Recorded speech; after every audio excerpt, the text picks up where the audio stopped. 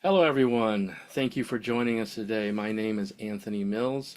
I am the Executive Director of Global Innovation Institute, and I'm glad that you could join us today. This is our June 2025 webinar, and we host these webinars monthly to continue to develop our knowledge and understanding and an in-depth awareness of all things innovation and develop additional innovation capabilities. So whether you're watching live with us today or you're watching the recording, I want to thank you for joining us and being a part of our community and a part of the the webinar series. What I'd like to do now is to introduce to you our guest speaker today and tell you about him. And after I introduce him, I will turn it over to him. So our guest today is Mr. Karan Jain. Karan is the founder and CEO of NayaOne, a leading financial technology company that's bridging the gap between financial institutions and the fintech ecosystem. He is a multidisciplinary CXO with over 20 years of experience and expertise in strategy, building complex trading platforms, delivering products to market, and developing and leading high-performance teams. Karan is also a highly regarded finance technologist and a third-time entrepreneur with an in-depth understanding of the finance and tech ecosystem, where he brings a unique perspective and real-life learnings from both financial institutions and the startup trenches. He is a former CIO and was recognized as a top 30 CIO in the UK. Karan also serves as an advisor to trade associations, regulatory working groups, and think tanks, as a subject matter expert and growth advisor in the domains of digital transformation, cybersecurity, fintech partnerships, and data. Karan, along with his company NayaOne, are based in London, UK. So today, Karan is going to be talking to us about the use of safe digital sandbox for de-risking new innovations.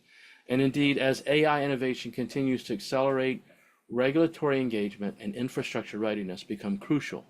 Karan will explore how enterprises can leverage a secure digital environment to safely test and scale AI-enabled solutions and accelerate overall AI adoption. He'll also share insights from NayaOne's work across the markets and highlight what's next for ecosystem collaboration at the frontier of fintech and AI. This is important to all of us as we too seek to scale up these new solutions in our organizations. So with that, I'll turn it over to Karan. Please join me now in welcoming Mr. Karan Jain. Karan, the floor is all yours. Anthony, thank you so much. Pleasure to be here. Grateful for the invitation. Hello, everyone. Hopefully, good afternoon and good evening, and not too much of good mornings. I'm Karan.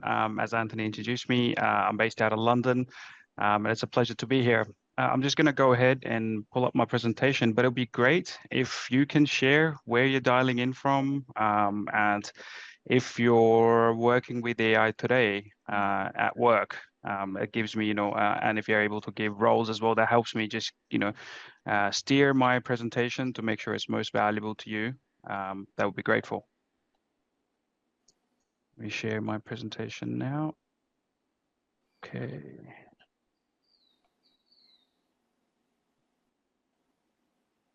All right, you can see that? Good? Yes.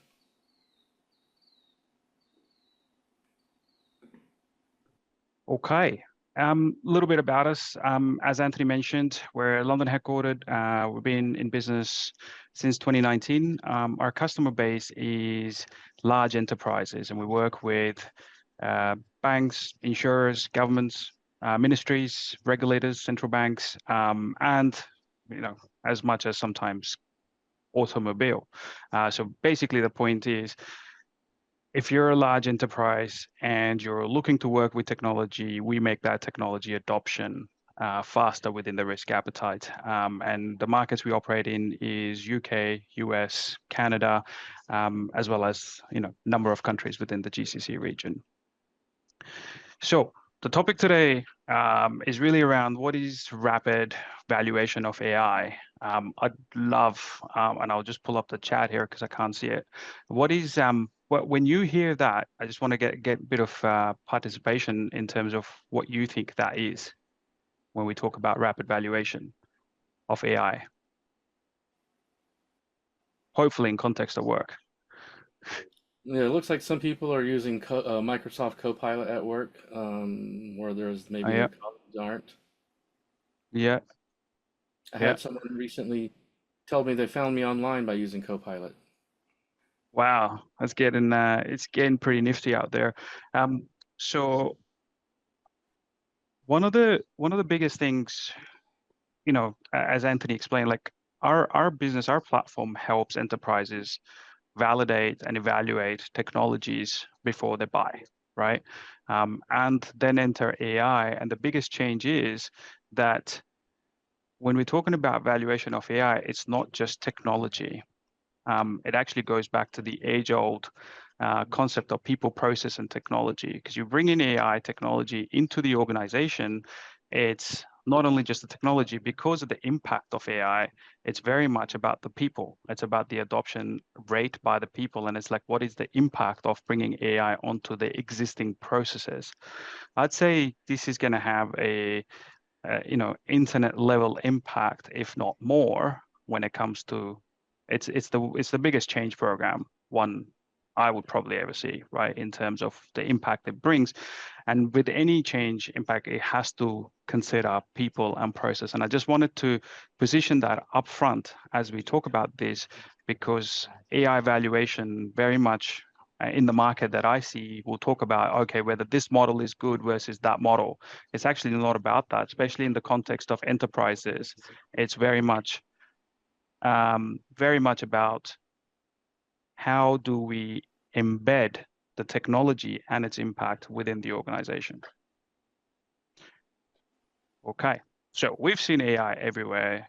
There's enough headlines. I don't think I need to talk anybody through this website, through this slide, because my LinkedIn feed is full of AI. Every now and then I'll get a quantum news, but mostly it's filled with AI tools and the impact of AI. But there is a dilemma in terms of enterprises wanting to adopt. And some of the challenges that we see are really around, we've seen in the last 18 to 24 months, we've seen, okay, it started with people basically going, okay, I've got 50 use cases. I've got 10 use cases. And the next organization will show up, I've got 50 use cases. The next one shows up, I got 200. And basically I was on a panel in a large institution. Basically, I've got 799. We were just waiting for one more, and we're gonna have 800 use cases. And I was like thinking there, I'm like, so what? You can have a big spreadsheet full of use cases where you can apply. And then contrary to that, I was speaking to another organization where they've got 5 use cases that are actually going live. And I don't need to tell you which one actually has the highest ROI in that situation. It is basically the people, starting small, getting it aligned, and actually getting even a few into production to start using it internally. So I think there's a big. So the point that I want to leave you with this particular slide, that is, when it comes to AI, Gen AI adoption, it's not about how many use cases does one have, because there is going to be no end of use cases. And once we've got 100 use cases in production, there's going to be another 50 to consolidate those 100, right? The thing is, the muscle memory, or the muscle to build, is how can you take from idea to production? By production, I mean getting the ROI out of that. That's my main point. We've seen public scoring that goes on. There's a few of those around in a few regions. I've got a love-hate relationship with this, because in one way it is a little bit of benchmarking. In other way, it drives insane amount of FOMO for organizations to just take action. It's like the action's not really calculated. And I think you'll see as I go through my discussion today that it has to come down to the impact, and the impact can start small, especially with AI, given the impact it can have and the risk associated with AI. Now, what are the main reasons that we're seeing for Gen AI adoption, right? So number one, and this is very much top-led, is don't want to be left behind, right? Basically, We don't know the impact this thing will have, but we're pretty sure this is going to have an impact. So we don't want to be left behind, right? So there's that camp. Now, within that, I find some organizations will be, you know what, we're just going to wait. We're just going to let the dust settle in the market and then we're going to go. The challenge I find with that approach is AI is not a product. It's a concept, it's an approach, it's a muscle you need to build, right? Because again, it involves people and process. It's not like you're going to buy one product, plug it in, done. No, AI is going to be part of our day-to-day life going forward. So it is a muscle, and even though we don't know how whatever we buy is probably going to change, it's really about building that out. So don't want to be left behind is a thing, but within that there's a camp which is I'll just wait. I'll just wait for the winner to emerge in AI, and then we'll buy that product. And my point to you is that may work for you, but please do consider that AI is not one product. It's a concept. It's a skill. It's a mindset at the end of the day, right? The second big reason we see is building the workforce of the future, right? So it's not, and I think we've all seen this plenty of times, which is, and I agree with this, you're not going to be replaced by AI. You're going to be replaced by people who know how to use AI. And it couldn't be truer in my opinion, right? I hadn't touched coding and tech for a good 15 years because of AI. I've actually had to start installing. I'm not saying you have to go to coding, but you have to go as far as you can to understand how these tools and products work, because it's important that it's learning a new language almost, right? Learning how to read and write a new language. The third big reason why we see enterprise buy or going through the GenAI adoption is efficiency, right? It's if you think about an enterprise, and I know it doesn't always apply to every enterprise, but if there's a profit and loss side of things, you can work on top line use cases, or you can work on efficiency use cases. I'd say 95% of the use cases that we see are related to bottom line and not top line. And there's two reasons for that. Number one, I think the way industry stacked is very much about cost control before it's about, okay, let's make some more top line. Top line's obviously harder, but also I find that it's easier to apply GenAI in the efficiency domain versus top line, because if it's top line, probably going to involve a customer. You don't want AI touching your customer just yet, but you're comfortable that, okay, can it start handling some of the back office activity? Okay, so those are three main reasons we see that are driving GenAI adoption in the market. And third one being efficiency is probably the biggest. Building the workforce of the future is probably the second. And there's an underlying one, which is, that basically is the trigger to get going, is don't want to be left behind. Okay. I'm used to saying any questions, but I can't say that because it's a it's a webinar. Okay, so we have in the last year alone, in the last 12 months, we have probably helped 12 plus enterprises go through GenAI adoption, and this is the framework we use. It's not a fancy McKinsey one, but it's a one that it's simple and it works for us and it works for our customers who are large enterprises, which is education, experimentation, and then scaling. Sounds obvious when you say it that way, but really it's the people, it's the experimentation and getting the process right, and then incrementally scaling. So just before I go any further,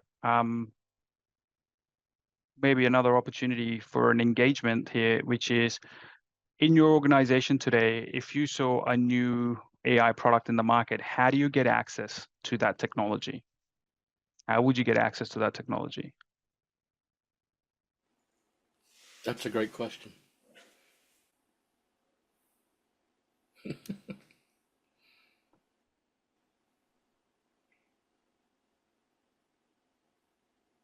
Anyone? if you guys have any input on this, feel free to put it in the chat or to raise your hand. A And good point. I should have said that. Please do put in the chat. I've now figured out how to open chat while I'm talking so I can keep it yeah, watching. I changed the setting Thank there. you. So how do you get access to technology? And in our experience, what we find is to get access to technology, and I'll share the slides via Anthony, is most organizations have to go through some crazy 50-step process to get access to technology, because we don't want to just let any technology come into the organization, right? And when I was in a prior to NayaOne, I was like, yeah, but there's so much technology out there in the market. All I want to know is whether this is suitable to me and my organization. Why do I have to spend 6 to 9 months bringing one product into the organization?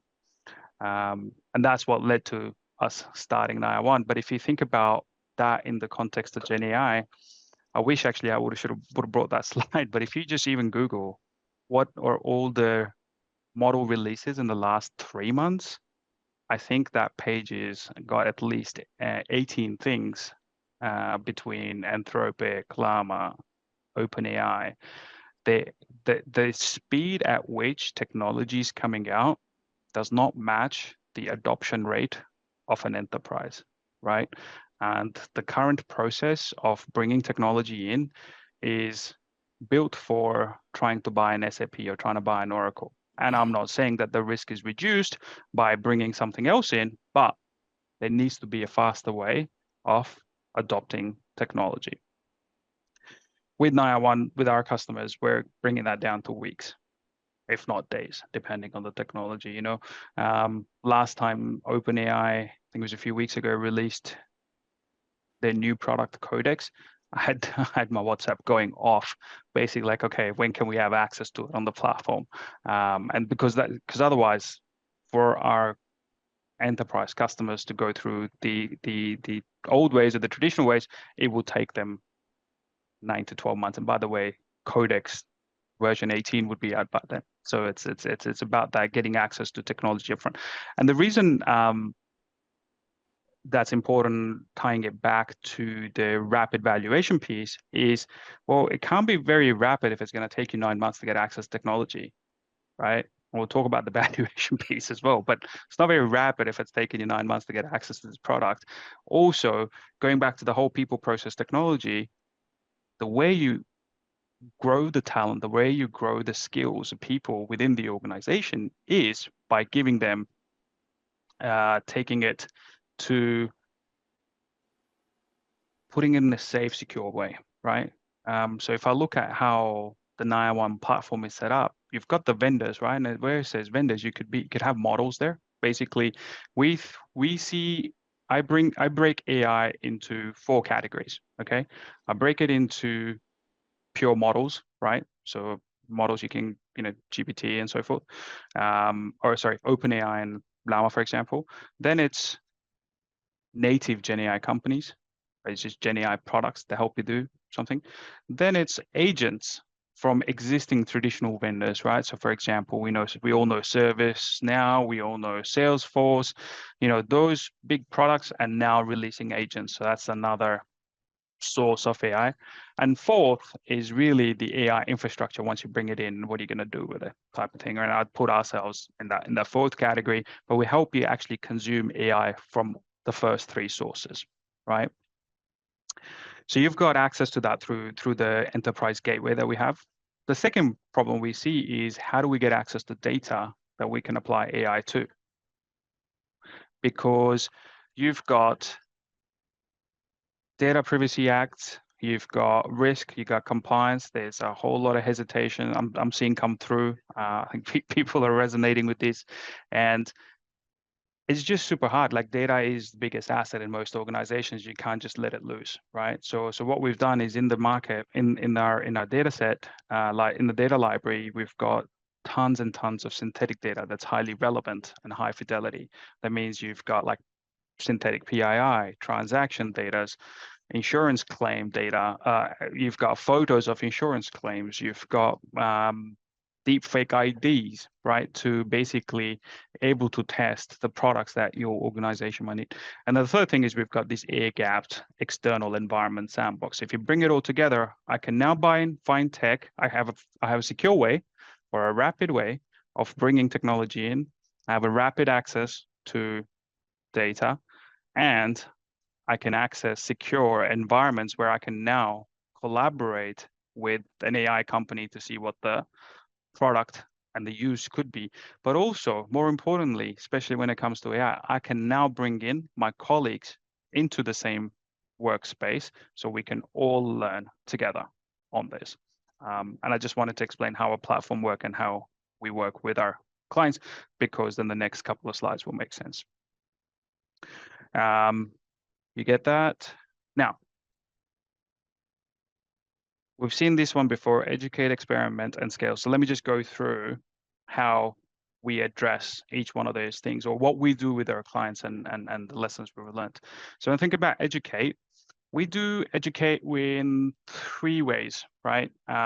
Is basically running hands-on immersion session, right? So I'm going to use, that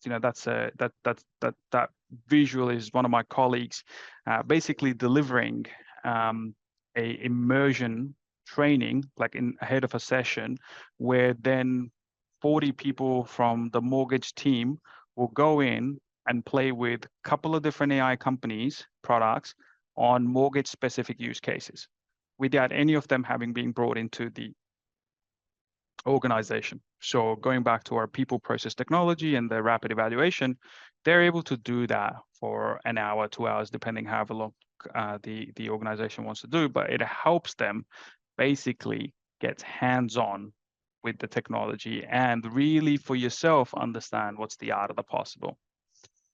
And then the other one is the exploration zone, which is like going into the marketplace and you start feel comfortable with the technology. You know, no matter whatever you do, you're not going to break anything.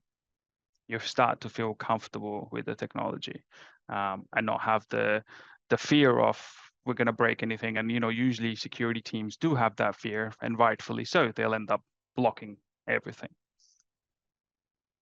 The other thing is hackathons. So we've had the platform. This is an example where we basically had Barclays did, from memory, around 1,000 people, 140 teams across 9 different cities. But what it did was, those 1,000 people were not all technologists. They were risk, compliance, business units, innovation teams, and engineers and data scientists kind of created into pods, working through 15 or 16 use cases. And that just furthered the organization. Now, I want to point out one more thing that we see working really well, is when organizations are running hackathons. So 2 benefits. Number 1, you're giving the tools to your teams that they otherwise wouldn't have access to, other than their own personal laptops, right? Outside the co-pilot and a couple of agents that are getting rolled out. Number 2, organizations are able to channel those hackathons, not into like build whatever you can, but actually, here's the 10 use cases, here's the 15 use cases that are important to the organization. Here's some synthetic data, and here's all the tooling you can want. Go create something, right? And we see that every time those 3-4 components line up, we see magic happen. Almost a nice repeatable playbook there. Now, when it comes to experimentation, so what's happened so far is we've given people access to the platform. They've gone in there, they've explored different tools, they've brought in new tools, they've done hands-on training, they've collaborated with other business units to, as a group, level up. But now it's like, okay, now we got use cases. Now we all went at it, and we got a couple of winners out of this. So we should actually take this forward. Let's say, most common ones we see is document extraction, right? Like now, and OCR technology has been around for a while, but OCR combined with GenAI is a game changer. Is this like, especially if your business or your organization deals with a lot of documentation of sorts, it's a game changer for you. Like even this morning, I was talking to a very large public organization, and they're like, well, every time we write a policy, we don't know if we're going to end up contradict another policy.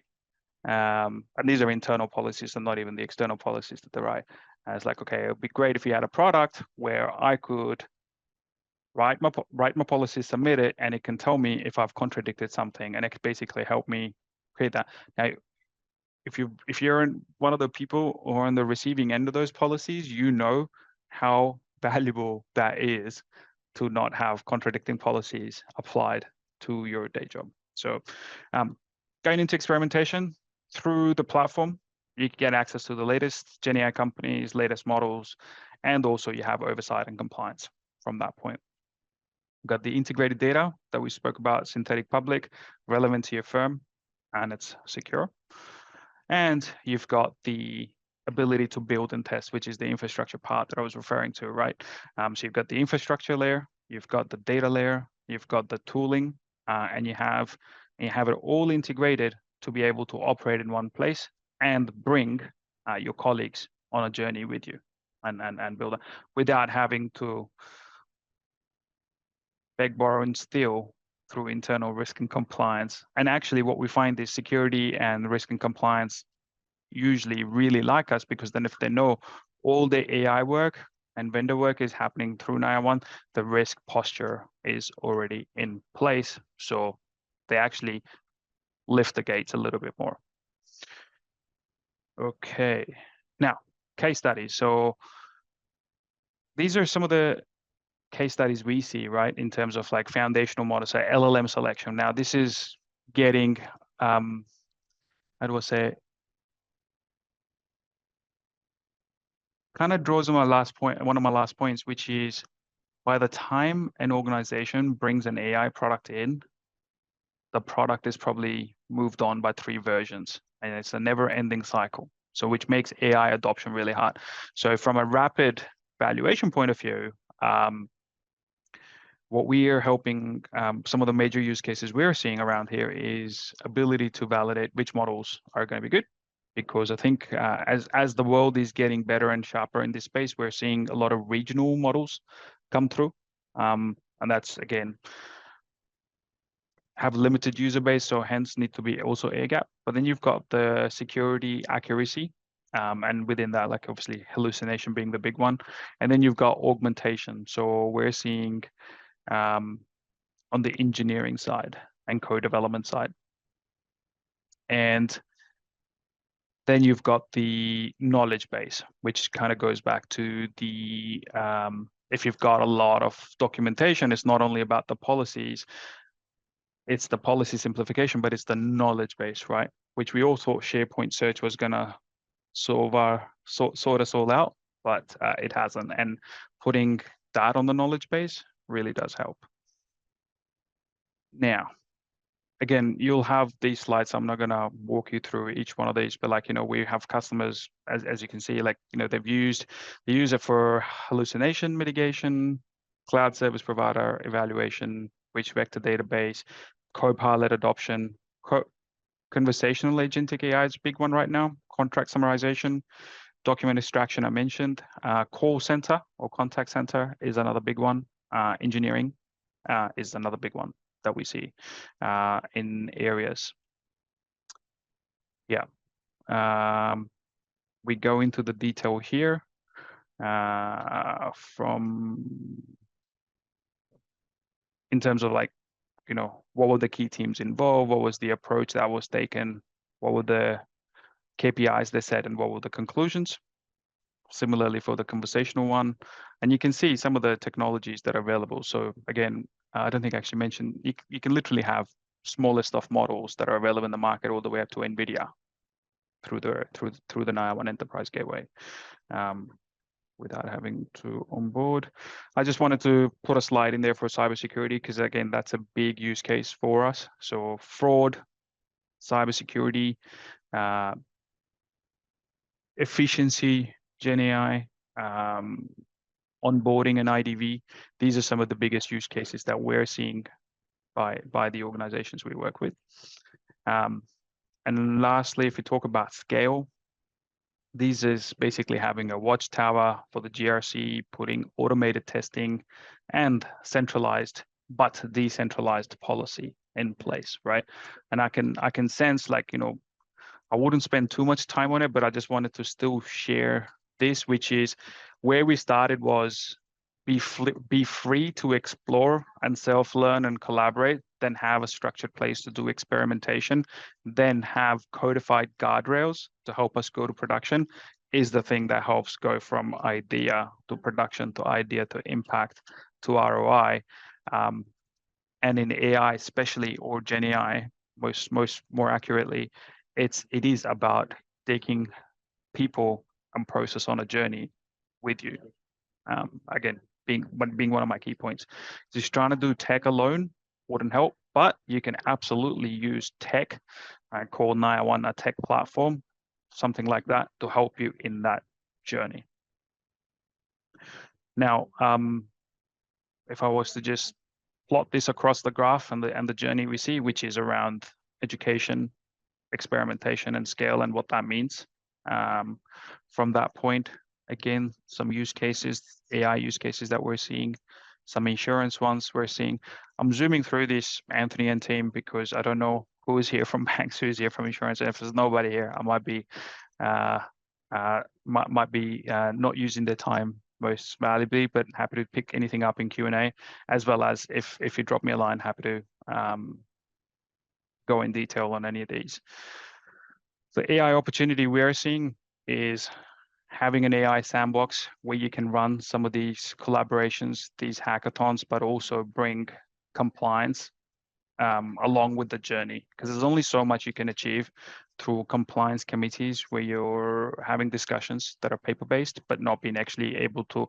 The most successful ones we've seen is where compliance is in the platform with the team building it and actually understanding the risk associated with it and mitigating it with them.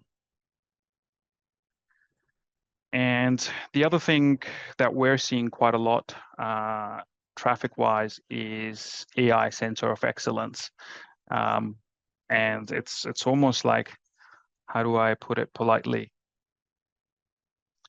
Some people are doing it really nice, really good, really well with the right intentions. In other places, I find it becomes an area of control, right? So a nice way to do AI Center of Excellence is what I would call centralized, decentralized, which is you centralize the practices, but you decentralize the distribution of resources and let people, again, be free to operate within the guardrails and guidelines. And I see a lot of good practices around that. So I just wanted to flash that up. And then we have, again, as I said, it's not McKinsey, but we do have a framework that basically helps you go from self-assess, or we can help you assess in terms of where are you in your GenAI adoption, where do you need help, and what would help you get to depending on your goal. And I think that's it.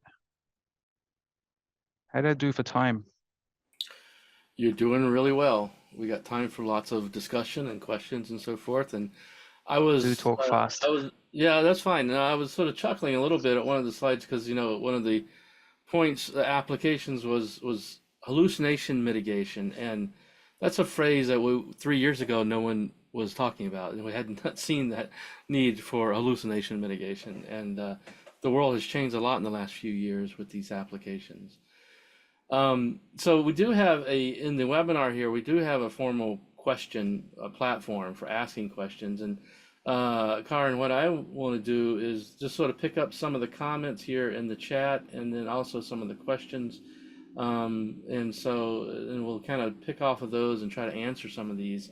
And I have some questions too, but we'll work on the audience's feedback first. So, Barbara was mentioning that her company is hesitant about using AI, and senior managers are reluctant to proceed. And admittedly, I think that's, a lot of organizations, depending on the resources they have, can be a very time-consuming activity. So below a certain size, if you don't have the resources to allocate to it, can be hard to kind of keep up with this, and I can understand that. Folashade had mentioned that it can take somewhat longer time for us because you want to be sure that the user will accept it and adopt it, and it can be customized for your 100%. process and environment less. And I think that that's exactly where a platform like NayaOne, a solution like that, shines. It gives you an opportunity in a air gap sandbox with synthetic data to play with it, and do that sort of a pilot with people and see will they adopt it, will they use it, and if not, then you move on to something else, right? I'll give you a, if I may give you an Yeah, example, because that's triggered a use case in my head that we've seen in the platform, and it also answers Amrit's question around the real world example. So we're working with an organization that basically wanted to provide an augmentation help to wealth relationship managers, right? And it's like, okay, that's really good. Okay, they got all these, and they're like, okay, this thing's going to cost millions and millions to implement, deploy on everyone's iPad. Plus, it's got AI. I don't know. Let me be okay. Everyone, stop. Why don't we do this? Why don't we put a prototype in the sandbox and we invite all the RMs in and see if they're actually going to use it, and we can still have it on their iPads. Give it for 3 months. Let's see how we go. And actually, what we found was for certain demographic of RMs, it worked really well. For certain, it didn't. And actually, they would typically use it for preparation, not use it live with the client ever. So that meant you were able to save a ton of cost by not deploying in the iPad, just put it on their laptop. So that's a real life example in terms of like the adoption piece that people and bringing the people and technology together. Sorry, that comment and your comment just triggered that use case in my head. yeah, and that's great, and that's exactly the point of having this sort of sandbox to do this sort of what if scenarios and test in. Karen, I gotta imagine that a lot of times it's like organizations evaluate vendors and platforms and then decide not to deploy them, right? Just as much as they decide to deploy them, right? Do you want to have a guess how many times? What percentage would you say will be things go forward and things don't go forward? I'm gonna 60 take a 40. guess. Yeah. Yeah, I was gonna say 60-40, but I figured that's wrong. No, it's 60% don't go forward. Yeah, 60% don't go forward. Or actually, I'm surprised that 40% do. I wouldn't have been surprised if you said only 20% go forward, but 40% is not bad, you know. Yeah. What that means is that 60% of the time they're saving themselves the time, the 100%. headaches, and a lot of money from not deploying something they shouldn't have deployed, right? And that's the whole part of the innovation process, is to de-risk it, to do as much learning as possible as early on upfront in the process as possible. I mean, who wants to spend 18 months trying to deploy something only to discover it was the wrong thing to deploy, right? When I can do it in 3 weeks with a platform like this. Go ahead. And honestly, like, this is what we run into. We're talking to people and be like, okay, yeah, but I had to buy it. I'm like, why'd you have to buy it? It's because I spent 18 months trying to find out if this was the right thing. And like, what'd you find out? It wasn't the right thing. I was like, so why'd you buy it? Because I'd spent 18 months looking for something. And I'm, 18 months into a 3-year timeline. I can't restart for another 18 months. I'm gonna have to buy this thing and sign the organization up for 5 years. Yeah, Um, it's like that of bad cognitive user bias, experience.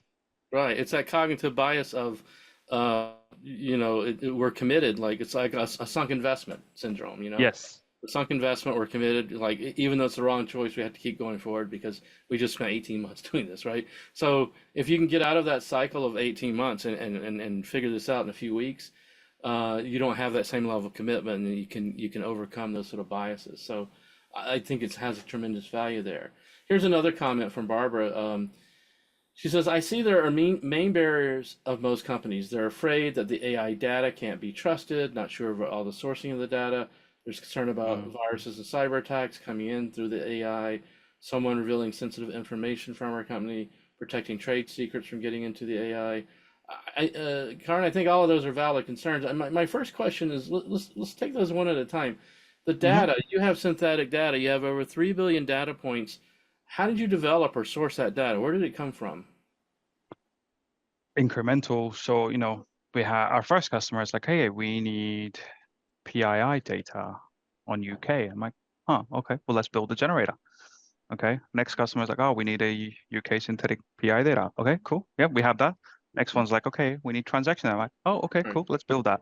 So the more we go on and the more customer and the diversity we have in our customers, we've got a library of generators that we can Okay. now use to create. But also because of the work we do with all these enterprises and the 2,000 vendors that are plugged in, they, we get a lot of signals to keep improving this data. Right. Good. So you've developed your own synthetic data generators, and Yeah, knowing the structure and the statistical distribution of these data, you're able to correct. generate realistic surrogate data. And I'm sure you could create, knowing the right attributes, you could create a data generator for any type of data set for the most part. That's right.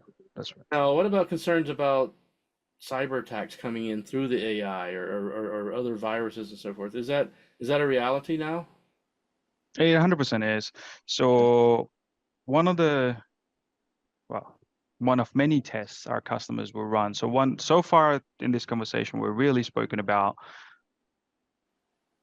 adoption, evaluation of AI products, but part of that evaluation is security, is performance, is sustainability, or how is it, how well is it going to run into the future? So if I focus on the security piece, and it is actually one of the hardest things in the market right now, is to have a continuous security test on the AI technology one is using. So I'll give you an example. I won't name the vendor here because it's a large vendor that most organizations use, right? And probably guess who. They basically update the underlying, it's not an open AI, but like equivalent model, right?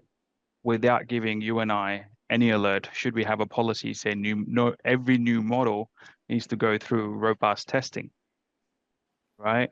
So that's, a fairly big vendor. Everyone uses. So if there's an issue there, everyone's going to be impacted. But you just take that and you go, I'm gonna have the same problem with 10,000 vendors as they go to production. So, there's a lot of investment in the market right now to mitigate those cybersecurity elements. Um, there's hallucination, there's cybersecurity, there's jailbreaking. So some of the users actually asking for things that they shouldn't really be asking. That's actually probably the most low-hanging fruit when it comes to defense against AI risk, Hmm. is that they shouldn't be jailbroken. So, yeah, cybersecurity risk through agents is very real. But if you're testing and working with them, no problem, a sandbox. But also you can test them for those risks in the platform. Is there a way? I mean, going back to this company you're referring to that was not updating the customers about their platform updates. So maybe in that case, you just have to assume, every week there could potentially be an update. Is there a way to go through a validation cycle in the sandbox just on a regular routine basis, like weekly or something, or Yeah, yeah, monthly? yeah, I yeah, don't know. I yeah, assume that you could set that up. Yeah.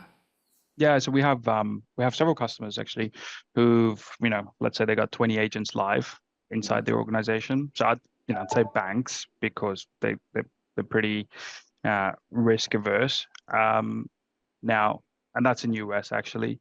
And what we've set up is basically a testing rig, the agent that's just running and it's evidencing, yep, we're good. Yep, we're good. And if the evidence is no, we're not good, it triggers the customer to go, okay, you need to do something about it. And also because of like a normal third-party risk management process or agent, AI risk management framework, you're kind of, the impact or the radius, disruption radius of that particular AI tech. Okay. So yeah, that's good. I think that's a good practice, probably, especially if you don't trust the vendors. And then the last point in that was, staff who are using these tools accidentally and inadvertently revealing trade secrets or sensitive information through the platform. Is that a possibility? And if so, how do companies safeguard against that? Yeah. So there's two, I'll split that in two. One is like, how do we mitigate on the platform? Because you could be looking at hundreds of AI products, and how do you protect against one of the employees just uploading wrong sensitive documentation? So the platforms doesn't allow downloading data and doesn't allow uploading data. So you can't, you say from a data leakage point of view, you can't let it out. But then from a, some of the practices that we're seeing as it's moving towards production is it's still in a confined environment. And what that means is if I upload the doc, if I'm allowed to upload the document, there's certain trigger keywords that either redact it or reject it, right? Same way, this happens in our emails, depending on the organization. Sometimes you put sensitive information there, like, hey, you really shouldn't be sending a file attached that says customer account details to an external email address, right? So those controls exist on email today. The similar sort of controls are being put in to the organizations. It's like mostly a policy issue and the proper use of policies. Yeah. But controls, people make mistakes, genuine mistakes. So let's take on a question here from Folashade. She wants to know, how do you handle compliance issues, for example, plagiarism, ethics, and privacy issues that can be associated with a data source? Does that question make sense to you? It's like a reflective questions, which means I can see like so many angles on it. I don't know which angle to pick. Okay. Because, for example, what we see is from a plagiarism point of view, or ethics. So most organizations will have an ethics and a privacy policy, right?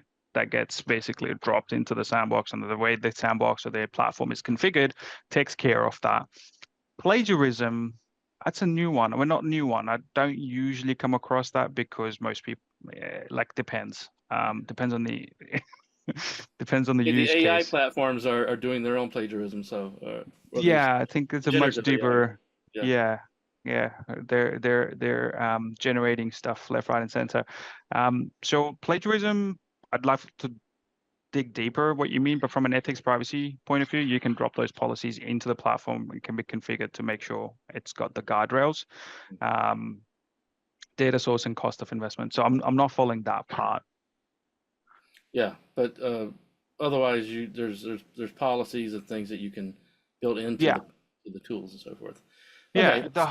the whole thing's a compliant. Basically, it takes your GRC, governance risk compliance policies. It takes your third-party risk management on top. It takes your cybersecurity and data, and it basically takes all that, puts it into a platform that allows you to access technology fast, be able to collaborate and co-create, while adhering to all these policies, right? So controls are baked in. Yes, absolutely. Let's move on to another question, and the question, this one question comes from Abdul Karim Adamu, and who is at NNPC, that's the Nigeria National Petroleum Corporation, in their Research Technology and Innovation Unit, and he wants to know, how can innovation units like their RTI collaborate with startups in your platform? And I'll expand the question more broadly. Let's think about things outside of the financial sector that also have different regulatory requirements. Looking forward into the future, Karan, what do you see in terms of other types of organizations using it? So, and including their innovation using it to collaborate with startups. So take that and unpack it for us. Yeah, 100%. We actually work with non-financial institutions. What I was just processing, am I allowed to say publicly who they are? And basically, think about shipping ports. Think about energy companies. These are also NayaOne customers that use the platform to not only for AI adoption, but to engage with the ecosystem. I think that's where the question's stemming from. So how do I, as a RTI, work with the Nigerian fintech ecosystem, as well as the wider African ecosystem, as well as the ecosystem outside the African continent? So the way you do it is, if you have an NayaOne platform, you have that enterprise gateway. We onboard the companies you're interested in from the Nigerian or the African ecosystem, or anyone outside, and then you have the data sets, We'll work with you. We'll create some petroleum-specific data sets that are going to be relevant to your business.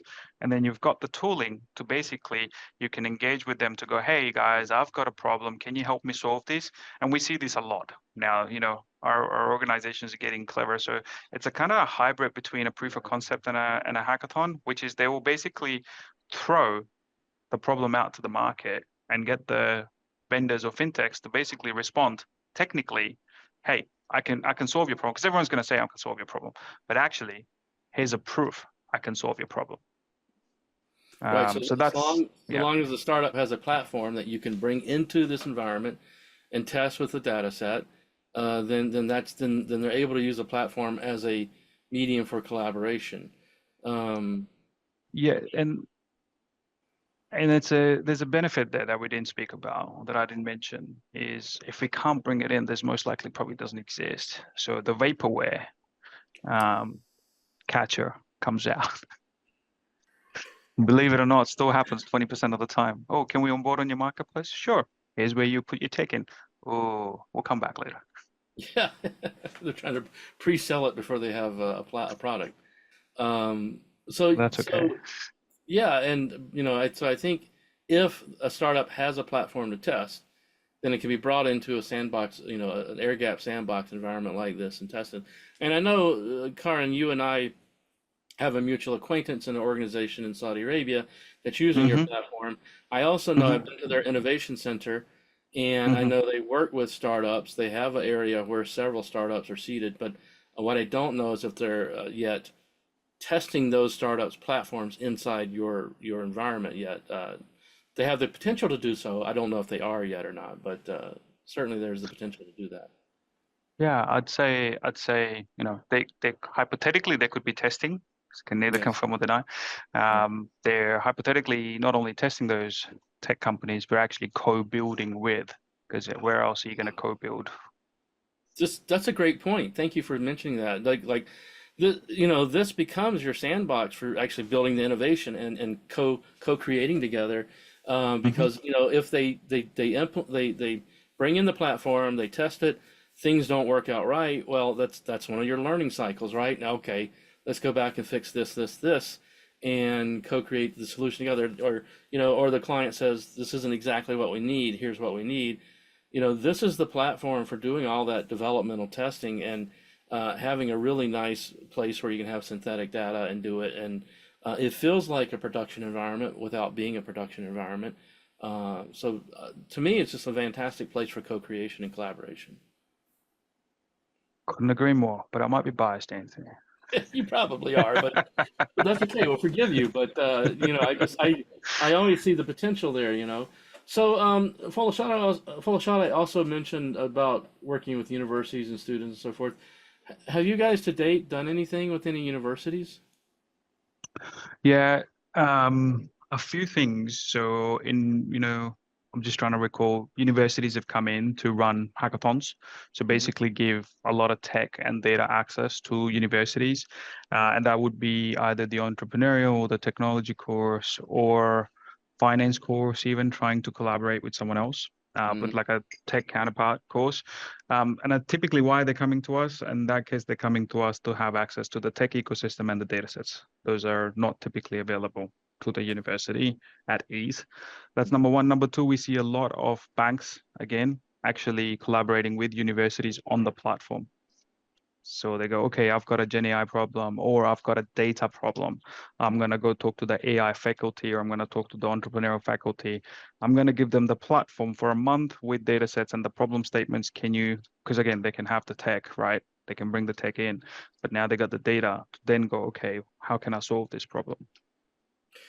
Yeah, so that's a great answer. I think that makes sense. That it's really centered around universities dash industry partnerships and collaborations Mhm. where they're trying to work together on specific projects and applications and so forth. And I think, And actually, we've seen that in all three continents that we work in. So in UK, in US, and in GCC. yeah, okay. So that's a common occurrence then. That's great to Hmm. hear. Hmm. Because again, it's a great platform for collaboration between industry and universities to work together. on doing R&D, if you will. Hmm. Like Hmm. we have new algorithms or new ideas or new concepts. Let's use this environment as a place to prove them out. But Yeah, again, yeah. they need the synthetic data sets that you have. I think, to me, you have two pieces of value proposition here. You have the air gap sandbox, the platform, the environment, and on the other hand, you have the synthetic data because you built data generators, and having both of those are two main parts of the value proposition that universities and industry don't have otherwise. So Yeah. it's a And great. then if you throw the enterprise gateway on top, which means now you got unrestricted access to technology that's getting released in the market, and you can bring in without having to go through the whole risk process of onboarding. So that So really does bring it all together, the three things here. yeah, okay, yeah, the enterprise gateway, and because you're serving as a gatekeeper for them. And talk to me a little bit more about what you're doing as a gatekeeper. Are you doing some sort of vetting and validation before you ever bring it into the platform? We do a level of validation. I wouldn't say we go through third-party risk management because our job is to make sure they are vetted, but there's actual technology products at the end of it, not vaporware getting through, right? And not risky technology getting through. If we were to spend 3 months vetting a technology provider, doing the pen testing on them, that's not good because that the products are changing so often. We can certainly help our clients with that, but also what I've found is, Anthony, that our marketplace has become like you never see us advertise our marketplace anywhere or the enterprise gateway anywhere. It's always been inbound or our customers inviting the companies in there. So what it means is it's already high quality from that point. These are enterprise technology providers, small ones as well as large ones that are coming through. So there's a level of vetting done by our customers who are first bringing them in. Hmm. But yeah, there is a level of vetting. It's not TPRM, it's not full TPRM, and we make sure that the technology exists. Okay. I have to ask I guess one last question, and you're probably not going to be able to answer this explicitly, but I imagine some of the third-party technology vendors have been harder to work with than others. So maybe some are a pain in the butt. I don't know. It can be. We're all Uh, humans. we're all humans. It's a good answer. But I mean, I assume it's not always the same. Some are just easier to work with than others, or some are more I'd say reliable. 99% plus are easy to work with. Okay. They're there to do a job. You're making the job easier. They have no reason to get in your way, right? Mm. The hard one is when they want, oh, well, can you get me in front of this enterprise? And I'm like, no, I'm not your extension of your sales team. I am Ah. I am not, right? Number one. It's like I'm Oh. not. First thing I say when I jump on a call with, if someone's connected, another founder or CEO to me, like, okay, really nice product. I just want you to don't think of me as your sales team.